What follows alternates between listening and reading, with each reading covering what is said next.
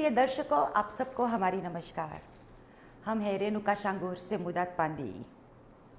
आप सबका स्वागत है हमारे प्रोग्राम जिज्ञासा में एपिसोड 1 सीज़न 3। एक ब्रेक के बाद हम लोग ने फिर तय किया है इस प्रोग्राम से शुरू करने के लिए। Jigyasa, u stelt uw vraag en uw kennis wordt verrijkt. First episode आज हमारे साथ उपस्थित है पंडित श्रवण कुमार रामसुदीप तिवारी जी। पंडित जी नमस्कार। नमस्कार और आपका स्वागत है। बहुत बहुत धन्यवाद। पंडित जी आप कैसे हो? मैं ठीक हूँ, भगवान की कृपा है। हमारे यहाँ कहा जाता है जाको राखे साइया मार सके न कोई, बाल न बाका कर पई है चाहे जग बैरी होई। इसलिए ठीक है, भगवान की कृपा। बताइए। काफ़ी समय से हम आप सबको देख रहे हैं टेलीविज़न पर। कहाँ पर थे आप? क्या कर रहे थे आप? मैं समझा नहीं। काफ़ी समय के बाद हम सब आपको प्रोग्राम में देख रहे हैं। कहाँ पर थे आप? क्या कर रहे थे आप? मैं तो यहीं पर था। अब कार्यक्रम में क्यों नहीं था ये आपको दूरदर्शन वालों से पूछना पड़ेगा। वो आपको उत्तर दे सकेंगे। अच्छा। हम लोग बहुत खुश है कि ondanks uw drukke werkschema dat u vandaag samen met ons bent in het programma. मुझे भी खुशी है कि मैं इस कार्यक्रम में हूँ और खुशी इस बात की है कि जब मुझे पता लगा कि आप इस कार्यक्रम को होस्ट करेंगे तो पता लगा कि आप बहुत दिनों बाद फिर से दूरदर्शन पर आएंगे। कितने साल हुई आपकी? 22 jaar के बाद। उससे पहले आप मुझे लगता है STVS पर आती थी। STVS अपेंती। हाँ, आपके पिताजी का कार्यक्रम चलता था अभी तक? हाँ, अभी तक। बहुत बढ़िया। क्योंकि ये धर्म के प्रोग्राम है, इसीलिए हमने पंडित रणधीर से कहा कि सुनिए, हम तैयार हैं कि हम फिर से एक बार शुरू करेंगे टेलीविज़न और रेडियो प्रोग्राम के साथ। बहुत बढ़िया। तो पंडित जी, कुछ सवाल प्रश्न अंदर आए हैं SMS द्वारा। दर्शकों को मौका दिया जाता है अपने सवाल करने के लिए एक SMS या ऐप के जरिए। तो एक सवाल अंदर जो आया है और वो है ये है, komt COVID in onze boeken voor? Zo ja, hoe lang gaat er nog COVID zijn? और ये सवाल आया है एक श्रीमती के ज़रिए और वो है श्रीमती आशा। अच्छा, बहुत धन्यवाद इस प्रश्न के लिए। और आपके माध्यम से ये प्रश्न यहाँ पर आपने किया। देखो, हमारे धर्म ग्रंथों में कोविड पूरी तरह से तो इसका जिक्र नहीं किया गया कि ऐसा होगा या ऐसा है। हाँ, ये ज़रूर है कि समय समय पर महामारी पैंडेमी आएगा और फिर उसके लिए फिर सावधानी बरतना पड़ेगा। तो दुर्गा सप्तशती में मेरे हिसाब से 12वें अध्याय में 3 जगह महामारी शब्द आई है और जिससे ये वेदव्यास जी महाराज हमें ये बताना चाहते हैं कि समय समय पर इस धराधाम पर संसार में महामारी आएगा और उस महामारी के संकट से दूर करने के लिए हमें भगवती राजराजेश्वरी त्रिपुर सुंदरी दुर्गा जी के चरणों में जाना पड़ेगा। उनकी आराधना करना पड़ेगा और प्रार्थना करना पड़ेगा कि हे माँ, आप अपने संतानों की रक्षा करें। पर मुझे लगता है कि यदि हम सनातन धर्म के बताए हुए मार्ग पर यदि हम चलेंगे, als we conform de regels van Sanaten Dharm onze leven zouden inrichten, dan zouden wij eigenlijk geen problemen moeten krijgen। सबसे पहली बात आप देखेंगे, जब ये महामारी आई तो लोगों ने सबसे पहला कह दिया कि हाथों को मत मिलाओ। हाँ। हिंदू सनातन धर्म का नारा प्रारंभ से ही है अभिवादन, that is begroetingswijze। de सनातन धर्म kent dit niet है। नहीं। क्योंकि सनातन धर्म के ऋषियों ने पहले से ही कह दिया है कि यदि हाथ मिलाओगे तो हो सकता है अणु, बैक्टीरिया इत्यादि हाथ में आ जाएगा और उससे आप संक्रमित हो जाओगे। तभी हमारे यहाँ ऋषियों ने कहा अभिवादन यदि करना है तो हाथों को जोड़कर प्रणाम करो। गोस्वामी तुलसीदास जी भी संकेत करते हैं, सिय राम मैं सब जग जानी, करो प्रणाम जोरी जुग पाणी। पाणी माने हाथ, हाथ को जोड़कर प्रणाम करो। तो ऐसे बहुत से चीज़ों को हमारे ऋषियों ने प्रारंभ से ही वर्णन किया, और यदि हम वो करेंगे तभी तो हमारे यहाँ कहा जाता है ना कि जब श्राद्ध का दिन जब होता है, किसी की मृत्यु जब हो जाती है, तो श्राद्धकर्ता को कह दिया जाता है कि आप किसी से स्पर्श मत करें, किसी से आप हाथ न मिलाएं। दरअसल वो कोई नई बात नहीं है, वो सबके लिए वो बात है कि किसी से हाथ मत मिलाओ। लोग समझना नहीं चाहते थे, पर आज लोग समझ रहे हैं कि आखिर हमें हाथ क्यों नहीं मिलाना चाहिए। Je weet niet wie de persoon is, en tenzij je weet wie de persoon is, weet je niet wat de persoon heeft aangeraakt, en tenslotte raakt hij jou aan, of zij raakt jou aan, en ik kan nooit weten dat er bacteriën zijn die dan op jou worden overgedragen, en per slot van rekening kan je dan ziek worden, है ना, बीमार हो जाओगे। इसलिए ऋषियों ने बहुत बहुत बहुत सावधानी बरता है हमारे धर्म ग्रंथों में। तो कोफित जो है उसे हमें जूझना पड़ेगा। मुझे नहीं लगता कि अब ये जाएगा, अब तीसरा भी बूस्टर लेना पड़ेगा, फिर हर साल शायद लेना पड़ेगा।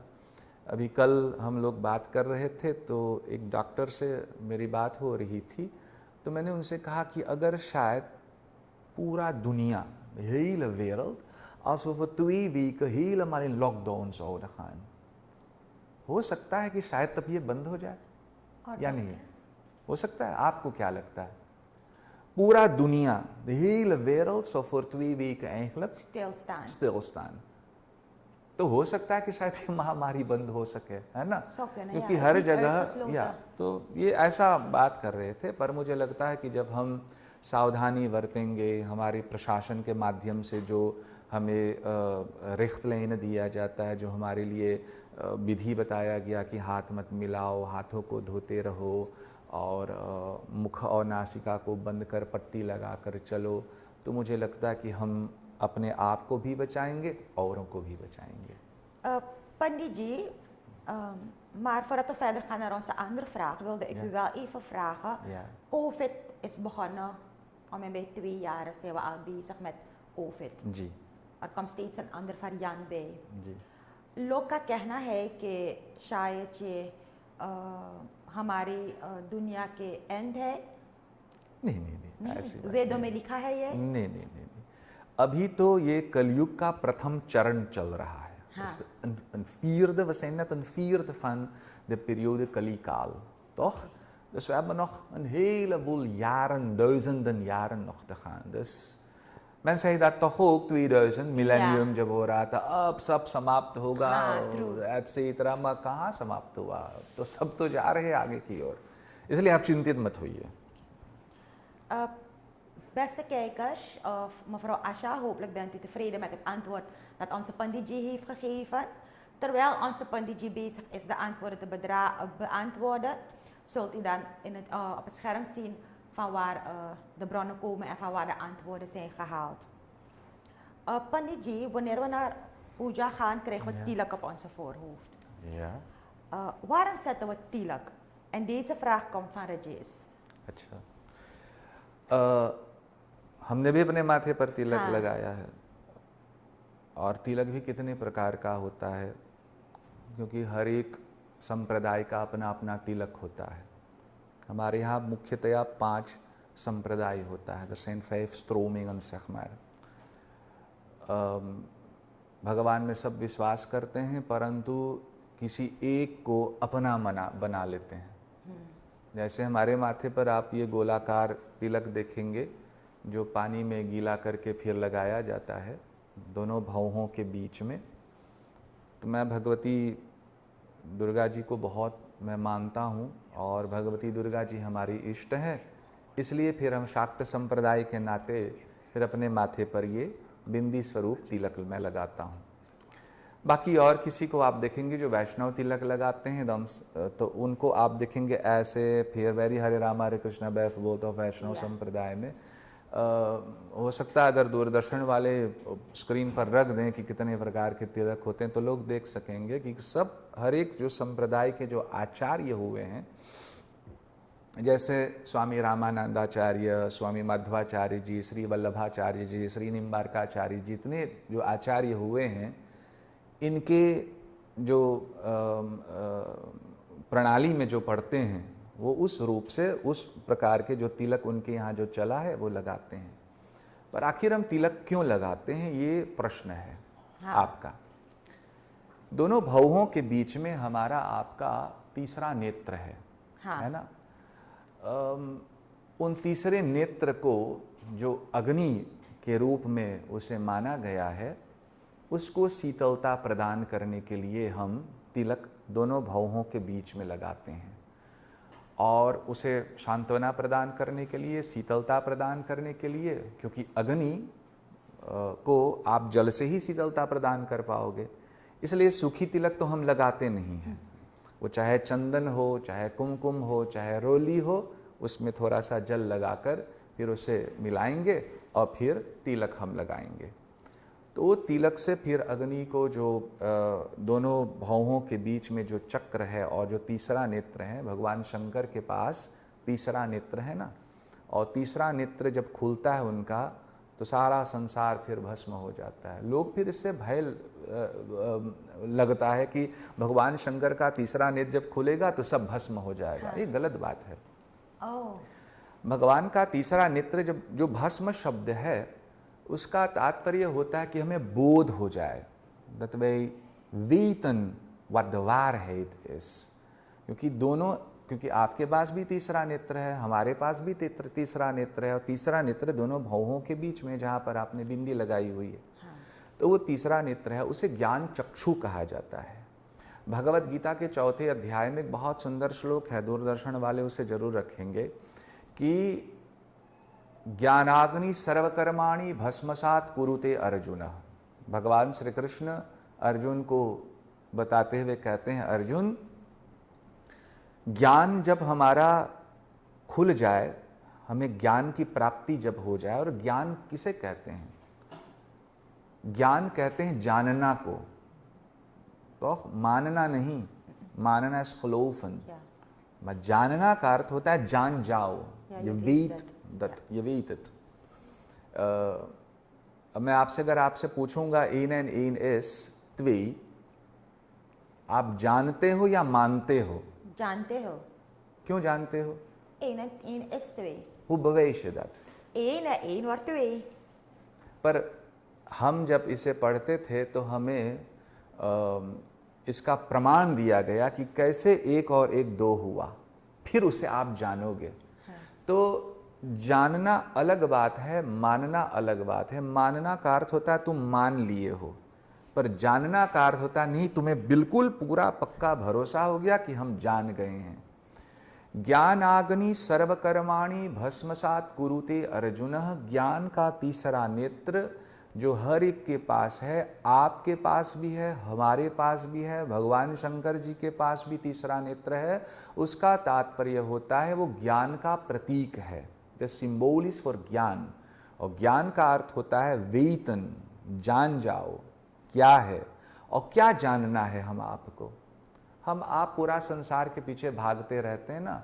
ये सोचते आपकी बड़ी गाड़ी है, ये गाड़ी मेरी है, ये घर मेरा, मेरा रूप कितना सुंदर है, मेरा कपड़ा कितना सुंदर है, हम इसे ही सत्य मान लिए हैं। Maar u gaat een keertje zien dat dit alles vergankelijk is. Wat is die werkelijke waarheid? क्या सत्य है? अतः हमारे ऋषियों ने कहा ब्रह्म सत्यम जगत मिथ्या। ब्रह्म सत्यम, केवल ईश्वर सत्य है, बाकी सब कुछ तो राख का ढेर है, सब कुछ यहीं रह जाएगा। आदमी जब जाता है वखनार से या कैक, तो अपने पास क्या लेकर जाता है? कुछ नहीं ना। वहां पर पहुंचने के बाद 2 मिनट तक सब यही कहते हैं, कौन सी लेक जाक हुई, कुछ नहीं। केवल वही जो आपने किया है, जो कर्म आपने किया है, जो संसार में आपने जिस प्रकार से रहा है, जो धर्म आपने किए हैं, वही साथ केवल जाएगा। मैं ये कहना चाहता हूँ, भगवान श्री कृष्ण कहते हैं ज्ञान का चक्षु जब हमारा खुल जाए तो आदमी अपने आप उसे मालूम हो जाएगा कि सही क्या है, गलत क्या है, और जब उसे बोध हो जाएगा कि सही क्या है गलत क्या है, तो गलत वो नहीं करेगा, केवल सही मार्ग पर वे चलेगा। तभी तो भगवान ने कहा जब ज्ञान का चक्षु खुल जाएगा, सही रास्ते पर जब तुम चल पड़ोगे, तो जो कुछ भी गलत हुआ है पीछे में वे सब भस्म हो जाएगा। भस्म का तात्पर्य ये नहीं कि सब समाप्त हो जाएगा, आग लग जाएगा, ये हो जाएगा, बिल्कुल नहीं। इसलिए शीतलता प्रदान करने के लिए हम दोनों भावों के बीच में हम तिलक लगाते हैं। एक बात, दूसरी बात मैं आपसे ये कहना चाहूँगा, एक बार आप तिलक लगाकर देखिए, और तिलक लगाकर सभी पंडित भी जानते हैं, और जो भी यजमान जब बैठता है तो सबसे पहले पंडित तिलक ही उसको लगाते हैं। हमारे यहाँ कहा जाता है पूजन करने से पूर्व कैसे रहो, कैसे बनो। शिवम भूत्वा शिवम यजेत, देवम भूत्वा देवम यजेत। देवता बनकर देवता का पूजन करना चाहिए। तो कर्मकांड जब किए जाते हैं तो यजमान और यजमान की पत्नी जब बैठते हैं तो वे शुद्ध होकर तो ही आते हैं ना। हाँ। नहाकर स्नान करके खूब अच्छे से, जैसे आप पहन कर आई हैं, बिल्कुल शुद्ध होकर पहन कर वे आते हैं, फिर बैठते हैं, फिर पंडित उनके माथे पर तिलक लगाते हैं। आदित्य वसवे रुद्र मरुद्गण तिलकंते प्रयक्षन्तु धर्म कार्यार्थ सिद्धेत। आपने जो आप करने जा रहे हैं वो सिद्ध हो, इसलिए हम ये तिलक आपके माथे पर लगाते हैं। उनके द्वारा उनके पत्नी को भी लगाया जाता है कि ये तिलक लग गया है। और एक बात आपसे जो मैं बोलना चाहता था वो ये है कि माथे पर तिलक जब लग जाता है तो सकारात्मक ऊर्जा, सकारात्मक दैट इज पॉजिटिव एनर्जी आपके अंदर आया जाएगा। उसके बलबूते फिर आदमी के अंदर कुविचार नहीं होगा, वो किसी के ऊपर गलत दृष्टि से देखेगा भी नहीं, क्योंकि माथे पर तिलक लगा हुआ है। उस तिलक का वो प्रभाव है। वो चाहे अष्टगंध का तिलक लगाओ, वो चाहे गोपी चंदन का तिलक लगाओ, या असली चंदन का तिलक लगाओ, या रोली का लगाओ, या जो मैंने अपने माथे पर लगाया है, उसका ये प्रभाव ही है, तिलक का प्रभाव, जो बिल्कुल तुम्हें शुद्धता पूर्वक बिल्कुल शुद्ध करेगा और एकाग्रचित रखेगा, बिल्कुल प्योर और शुद्ध तुम्हें बनाकर रख देगा। इसलिए हम अपने माथे पर तिलक लगाते हैं। Oké. Nou, dus dat wat er eigenlijk zo een beetje rond wordt verteld, want daarmee zat meneer Rajesh, dat je een tielek zet op je voorhoofd, zodat je derde oog kan dichtmaken, is dus eigenlijk niet waar. नहीं, मुझे तो आश्चर्य होता है कि उस आँख को क्यों बंद करें। हाँ, क्यों? उस आँख को तो अजय जब हम आँख खोलेंगे तभी तो देखेंगे। हाँ। ना, असतो माँ सतगम्य तमसो माँ ज्योतिर्गम्य मृत्योर माँ मृतम गमय। सत्यता तब हमारे सामने आएगा जब आँख खोलेंगे ना। हाँ। आँखों को जब मूंदी रखेंगे तब तो अंधकार रहेगा। अंधकार कब दूर होगा? जब हम आँख खोलेंगे, देखेंगे सही क्या है गलत क्या है। इसलिए निसंदेह तीसरा आँख हमारा खुलना चाहिए। हाँ। वही ज्ञान का तो चक्षु है। वो ऋषियों ने हमें कहा बार बार कि ज्ञान का चक्षु है, इस ज्ञान का चक्षु खुल जाएगा तो फिर जीवन संभल जाएगा, तुम सही मार्ग पर चल पड़ोगे और जीवन तुम्हारा शुद्ध बुद्ध पवित्र पाक पुनीत हो जाएगा। Pandit ji, बहुत धन्यवाद. Ik denk dat Rajesh zeker heel veel heeft gehaald uit de manier hoe u uw vraag heeft beantwoord. Alles rondom heeft verteld. Bronvermelding staat er ook bij. Dus we hoeven niet te klagen. Pandit ji, en dan was er een Chandrakant, die had ook een vraag. En die heeft aangegeven, is het waar als we geen prasad meer offeren, dat er ziektes in ons lichaam ontstaan? En wordt prasad geofferd voor God of voor de mens? आपको क्या लगता है? हम लोग प्रसाद जो आप तैयार करते हैं वो आप किसको अर्पण करते हैं? भगवान को. तो मुझे लगता है कि ज्योति रेणुका जी ने खुद इस प्रश्न का जवाब दे दिया है ना। अब रही बात जो ये प्रश्न करते हैं चंद्रकांत जी, कर्मकांड के प्रणाली में तो हम ईश्वर को ही भोग लगाएंगे ना, भगवान को ही भोग लगाएंगे।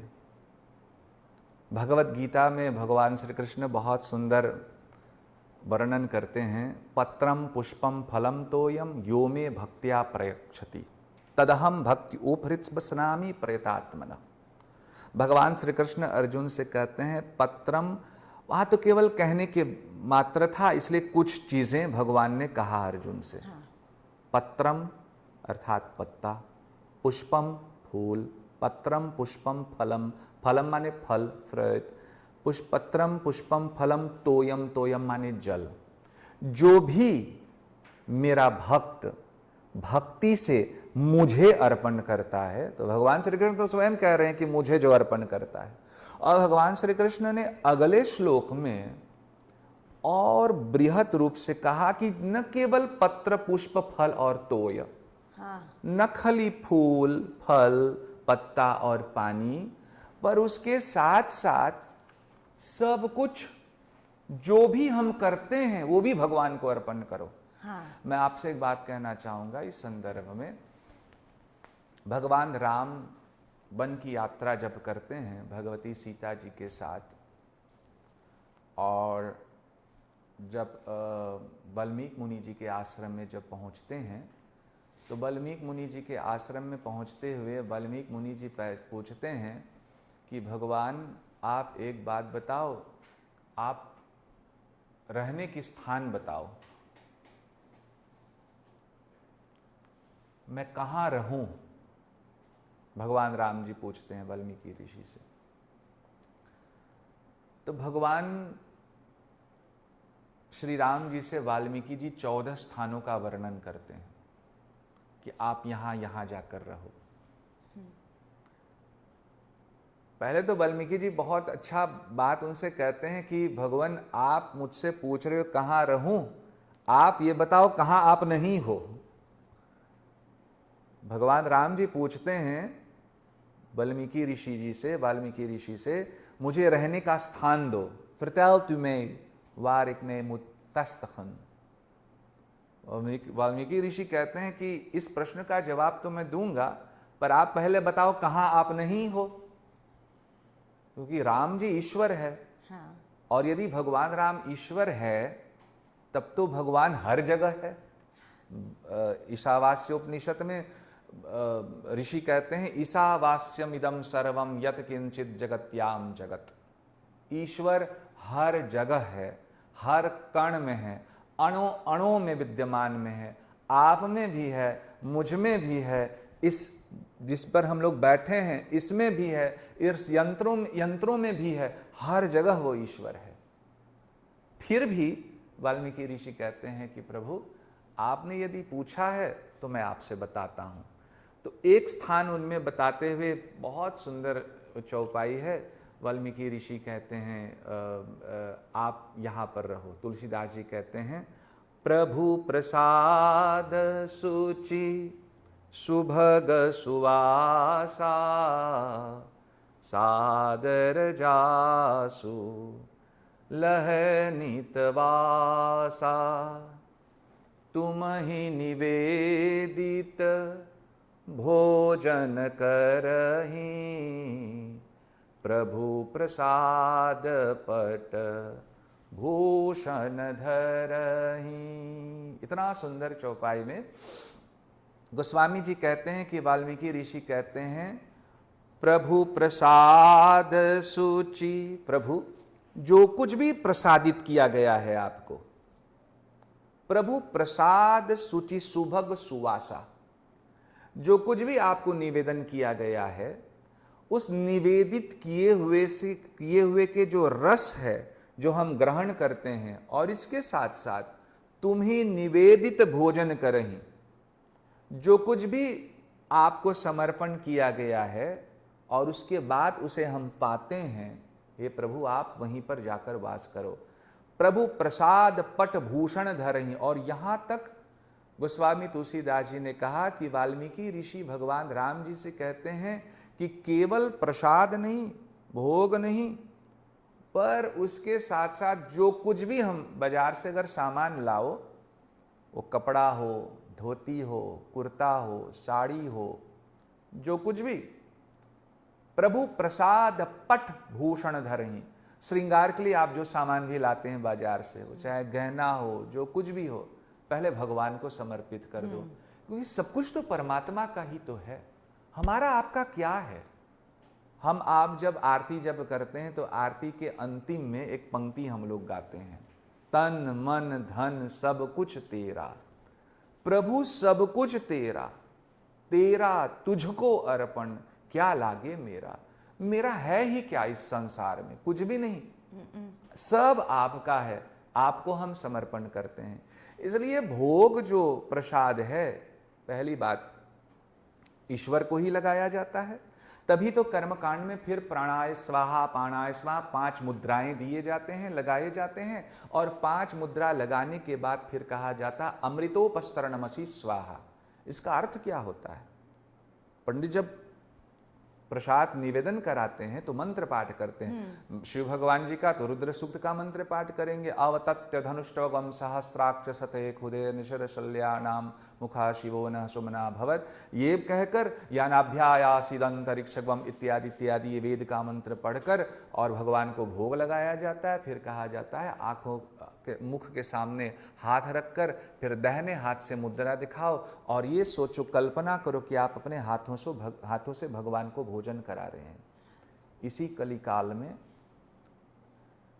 पूर्व के समय में बहुत सारे भक्त हुए हैं, वो चाहे धन्ना हो, वो चाहे नामदेव हो, वो चाहे राम टहल पांडे हो, वो चाहे संत माधव दास हो, वो चाहे श्रीमती मीराबाई जी हो।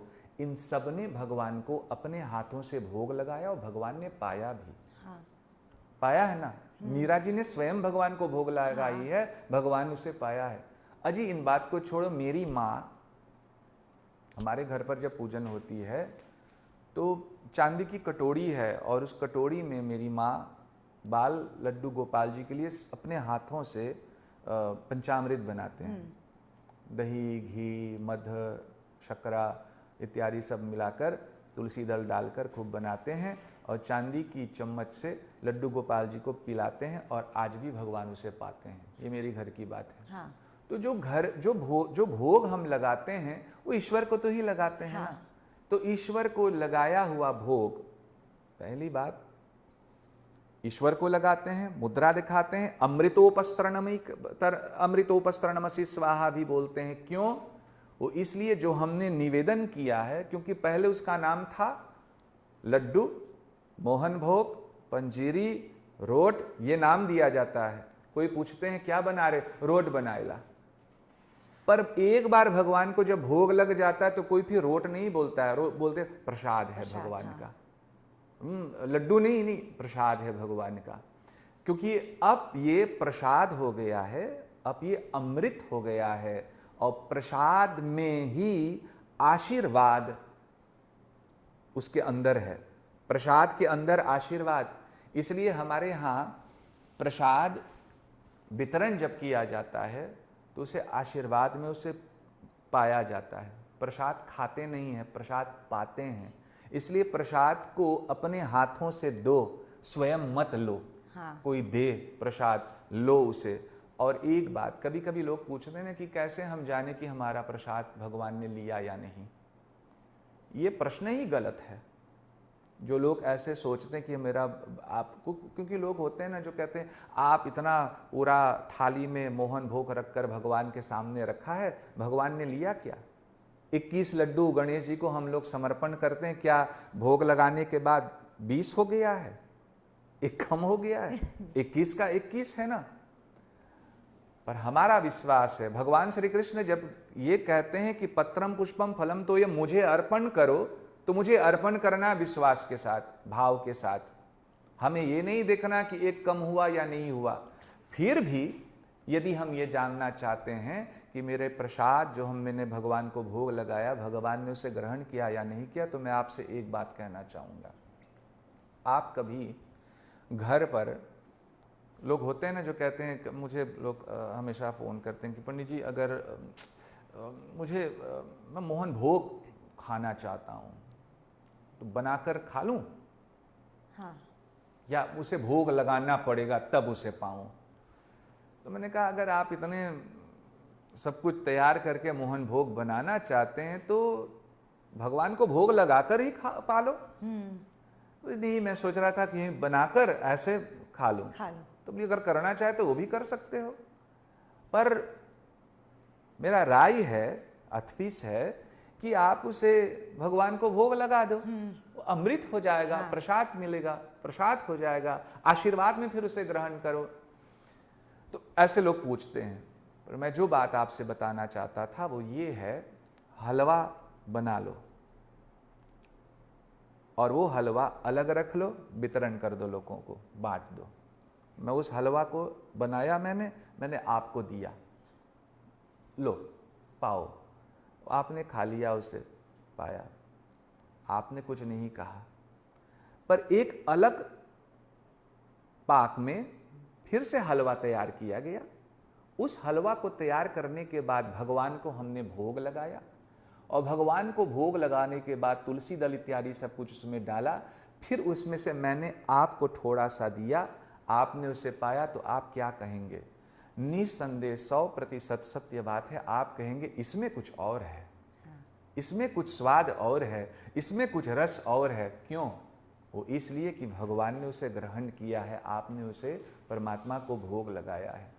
बाकी ये जो कहते हैं कि न लगाने से देह में बीमारी पीड़ा होगा, वो मुझे नहीं पता। मुझे तो एकमात्र ये मालूम है कि भगवान का पूजन करो, भगवान को भोग लगाओ, और वो भोग थोड़ा सा जो हमें मिल जाए प्रसाद में, उसे हम पालें, जीवन धन्य हो जाएगा, क्योंकि वही तो आशीर्वाद है। बाकी और हमें क्या चाहिए? Klopt.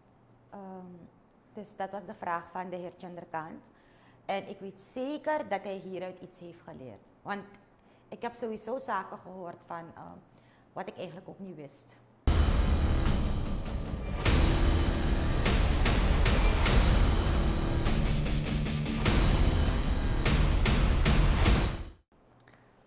पंडित जी, ऐसे एक और प्रश्न अंदर आया और वो है, mag je een shieling in huis hebben en water opofferen of moet het bij het jundi zijn?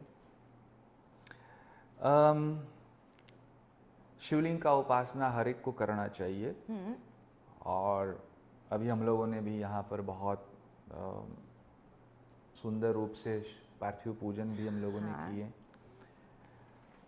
तो भगवान शंकर का आराधना हर एक करें। इसमें भी कभी कभी लोग कहते थे कि स्त्रियों को नहीं करना चाहिए, पर मुझे अब बहुत अच्छा लगा कि चलो वो विडंबना भी दूर हो गया। स्त्री हो, पुरुष हो, बालक हो, बालिका हो, जो भी हो, भगवान का पूजन यजन में उसका पूरा अवसर उसे देना चाहिए और वे पूजन कर सकती हैं। रही बात जो आपने पूछा कि शिवलिंग घर में रखो या जहाँ पर हम लोग ध्वजा स्थापित करते हैं वहाँ रखें, हमारे यहाँ मूर्तियों का प्रमाण बताया गया है कि कितना बड़ा मूर्ति घर में रख सकते हैं। इसी प्रकार शिवलिंग के लिए भी कहा गया है, और शिवलिंग के लिए कहा गया अंगुष्ठ प्रमाण। अगर इतना बड़ा शिवलिंग हो तो उसे आप घर में रख सकते हो। पर एक बहुत अच्छी बात ये है, आपका भी अपना घर है, हमारा भी अपना घर है, यहाँ जो काम कर रहे हैं इन लोगों का भी अपना घर है। घर का जब उद्घाटन होता है, हम लोग जब गृह प्रवेश कराने के लिए जब जाते हैं, तो बड़े शौक से हमारे मित्र लोग, हमारे यजमान लोग को कहते हैं कि पंडित जी आइए हमारा घर दिखिए। हाँ। तो घर दिखाते हैं कि ये हमारा वोन कामर है, यहाँ पर हम लोग बैठकर टेलीफिसी देखेंगे, सब कुछ यहाँ पर सब ऐसा है। आइए पंडित जी, ये हमारा वैरक रोयम है, ये हमारा कांतोर है छोटा का, यहीं पर हम लोग रहेंगे, यहाँ मेज है, यहाँ पर बिब्लियोथेक ऐसा बना है, सब कुछ ये है। आइए पंडित चलिए, फिर ले जाते हैं तो दिखाते हैं कि हमारा मास्टर रूम है, यहाँ पर हम लोग सोएंगे, और अटैच बाथ टॉयलेट भी है, आना जाना अगर हो बाहर भीतर तो भी कर लें, और यहीं पर है हमारा शयन कक्ष सोने के लिए। ये छोटे बेटे के लिए हम लोगों ने ये कमरा रखा है, और स्टोरेज रूम भी एक है, सामान खरीद कर 4 रात रखने के लिए, ये उसका अलग जगह है। और हाँ पंडित जी, एक बहुत सुंदर हम लोगों ने एक जगह बनाया है, और वहाँ पर सारा कपड़ा वगैरह हम लोग यहीं पर रखेंगे। यस। सब बताते हैं, और मैं आश्चर्य में रहता हूँ कि सब का कमरा लोग बनाते हैं। पर हम पूछते हैं कि अच्छा और भगवान का कमरा, तो बोले हो हुकुम तो Oh, echt? हाँ ऐसे फिर daar gaan we iets construeren। तो मुझे लगता है मैं मुस्कुरात कर रह जाता हूँ, मैं कुछ बोलता नहीं हूँ।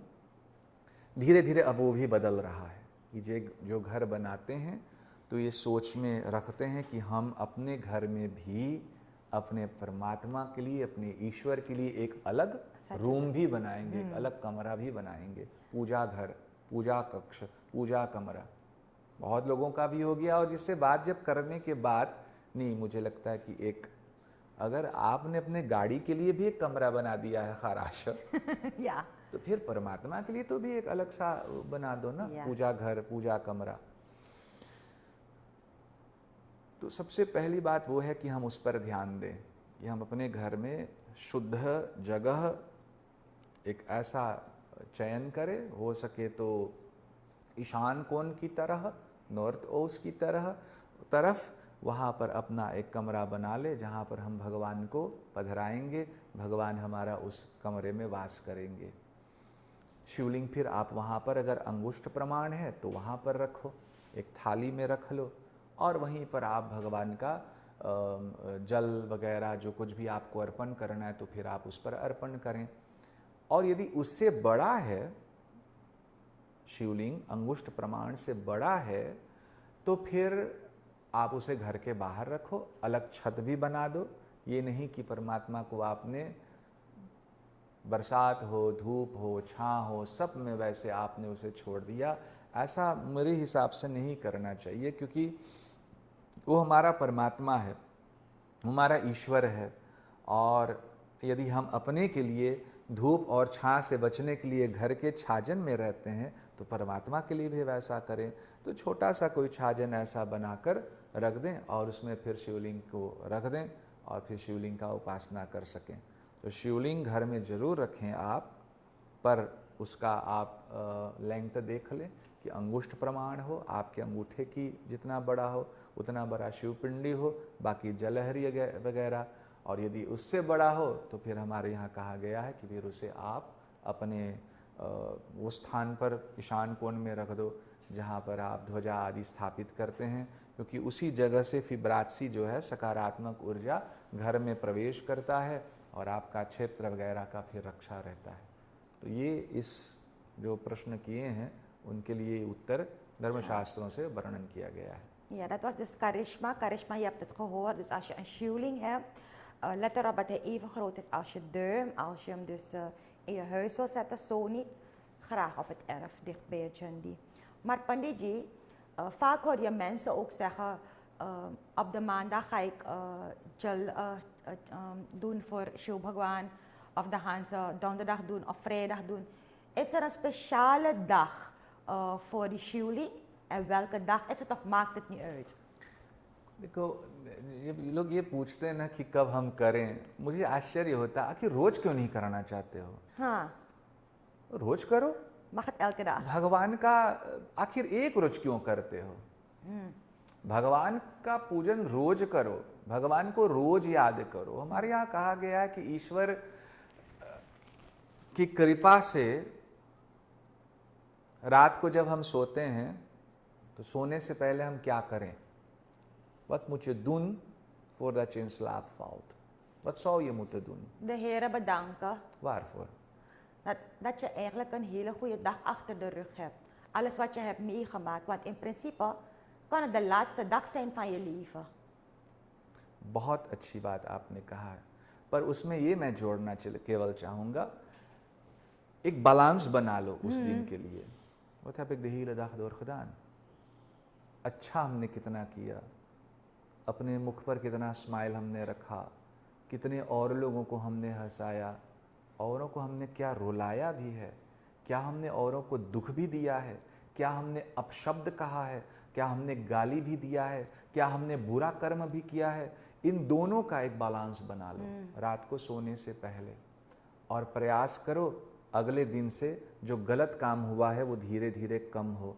और प्रातः काल जब जागो तो फिर ये सोचो कि पहले हम ईश्वर को धन्यवाद दे, प्रभु हाथों को दर्शन करो, आपने हमें फिर एक दिन दे दिया, ये आपकी कृपा है। और यदि वो कृपा आपके ऊपर भगवान ने किया है तो उसे धन्यवाद देने के लिए क्या हम रोज भगवान का यजन नहीं कर सकते हैं क्या? हमारा कर्तव्य है कि हम रोज ईश्वर का भजन करें, रोज परमात्मा को ध्यान दें। कितना चीज हमें ईश्वर से ख्रातस मिलता है। हमेशा मैं उदाहरण देता हूँ, घर पर आप होते हो, बिजली एक दिन अगर न रहे स्ट्रोम तो हम परेशान हो जाते हैं जी या तो या और पूरा महीना आपने बिजली का प्रयोग किया, ABS का वो आ जाएगा रीकनिंग, आपको इतना भरना पड़ेगा। पर आप सूर्य नारायण का जो किरण है वो पूरा महीना आपने लिया, वो कभी रोका नहीं। यदि एक बार वो रोक दे हम आप समाप्त हो जाएंगे। पर उसने कभी आपके लिए रीकनिंग भेजा? कभी नहीं। वायु पवन देवता कभी रीकनिंग आपके लिए भेजा? कभी नहीं। जिस भूमि पर हम आप लोग चलते हैं पैर से, जिसे हम भूमि माता कहते हैं, जी वो कभी रीकनिंग भेजा है? कभी नहीं भेजा है। इसलिए हर व्यक्ति को कृतज्ञता अर्पित करना पड़ेगा, करना चाहिए, धन्यवाद देना चाहिए ईश्वर को कि हे परमात्मा आपने हमें फिर से एक दिन दे दिया, आप कृपा करो हमारे ऊपर। और वो धन्यवाद हम कितने प्रकार से दे सकते हैं, उनमें से एक प्रकार ये भी है कि हम ईश्वर का भजन करें। भगवान की जो हमने उनका घर बनाया उस पर फूल चढ़ाए, अगरबत्ती बालें, मंत्र का पाठ करें, दीप जला दे, आरती कर दे, कोई भी फल वगैरह हो भगवान को भोग लगा दें। न हो तो मानसिक प्रदेश में जो चीज़ें खिले हुए हैं, क्योंकि हमारे यहाँ अनेक प्रकार के पूजन का वर्णन है। हाँ Je hebt een heleboel ingrediënten die je kunt offeren, maar als je geen ingrediënten hebt, तो हमारे यहाँ कहा गया मानसिक पूजन कर दो। और मानसिक पूजन का अर्थ होता है datgene wat in je hart hebt, daar is geen limiet aan verbonden। अगर आपसे कहा जाए कि आप भगवान को दूध अर्पण करो तो यहाँ शायद एक गिलास आप दोगे, परंतु हृदय से आप अनेक गिलास दे सकते हैं। हाँ। तो मानसिक रूप से आप पूजन कर दो, मानसिक प्रदेश से जो भोग आपको अर्पण करना, प्रसाद, वो कर दो, पूजन कर दो, भगवान को धन्यवाद दो। शिवलिंग पर जल का धारा दो, रोज दो। शिवलिंग पर क्यों जल का धारा दिया जाता है? कि हम सब, देखो जल प्रेम का प्रतीक है। हाँ। The symbol is for lift. हमारा प्यार सबके लिए रहे, सबके लिए, पशु पक्षी जानवर सबके साथ। Laat alles in evenwicht zijn. Daarvoor doen we die puja van die Sivalingam, want die Sivalingam is symbolisch voor het heelal। आप जानते हैं ना कि सारा पूरा कायनात गोलाकार है, इस ओफाल फॉर्मig toch? या शिवलिंग भी वैसा है, उसमें हम भी हैं, आप भी हैं, सब कोई उसमें है। और जब हम उस पर रसात्मक रूपी द्रव्य जब डालते हैं तो उसका तात्पर्य होता है कि हमारा प्यार, हमारा प्रेम, हमारा भक्ति, हमारा श्रद्धा सब के लिए हो, सब अच्छा से रहे। तभी तो हमारा नारा है सर्वे भवन्तु सुखिनः, सर्वे सन्तु निरामया, सर्वे भद्राणि पश्यन्तु मा कश्चित् दुर्भाग भवेत्। सभी प्रसन्न रहें, सभी सुख शांति से रहें। इसलिए हम शिव जी की आराधना करते हैं। तो शिवलिंग का उपासना जो करते हैं वो रोज उस पर जल डालें।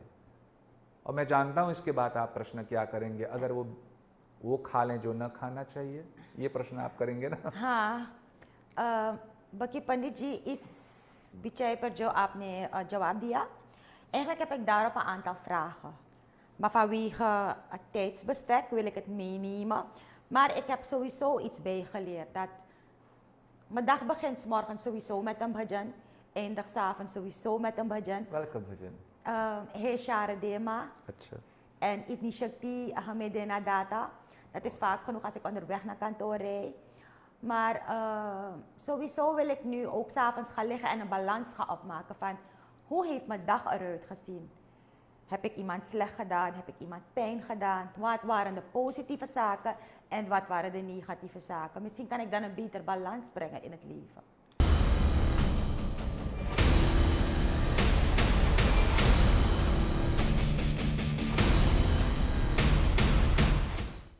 Dhanyabad Pandit ji. जी।